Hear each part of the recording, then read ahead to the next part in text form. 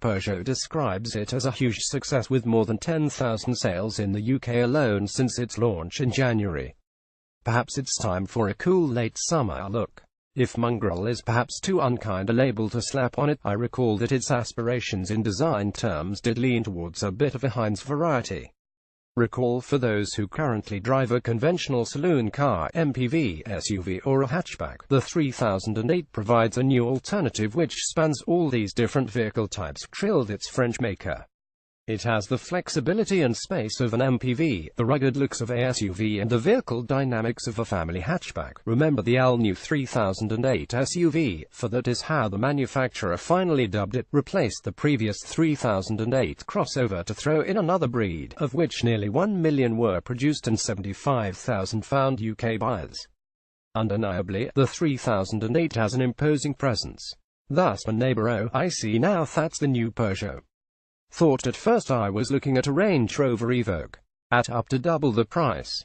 There are body skirts and scuff plates and a new grille to house the Peugeot line emblem. Rear lights are strikingly in a triple diagonal design, lifted surely from a Ford Mustang in the Peugeot range. The 3008 fits lengthwise between the 308 hatchback and the 308 SW Estate but stands taller than either.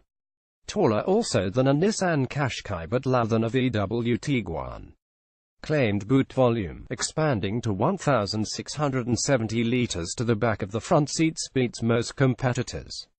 It's a hatchback-style rear opening with a suspended parcel shelf that can catch your head as you lean in. The extended cargo deck, almost flat and flush with the rear sill for easy loading, stretches to 1,540 mm according to my tape. And the front passenger seat folds down to further admit longer items. For human occupants there is more leg, elbow and headroom in the new 3008 than in its predecessor. Generous storage includes roomy door pockets and a central box with a split tray-type lid. The well-furnished cabin features the iCockpit pioneered in the 308 hatch, so you peer at a 12.3-inch white graphics-strewn instrument panel over, rather than through, the steering wheel which is small and sawn off top and bottom. To your left hand is a row of 7 piano-type toggle keys which, in combination with a central 8-inch touchscreen, controls via plugs and prods a compendium of functions.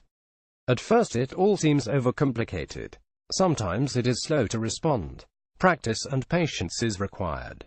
Like learning the piano, a 17-strong range perms 5 engine outputs, 2 petrol, 3 diesel, and 4 trim levels at prices between £21,795 and £32,995. CO2 ratings vary from 103 to 124 GkM, power outputs from 99 to 181 horsepower. All come with dual-zone climate control, rear parking sensors, DAB radio, automatic lights and wipers, automatic emergency braking and smartphone links.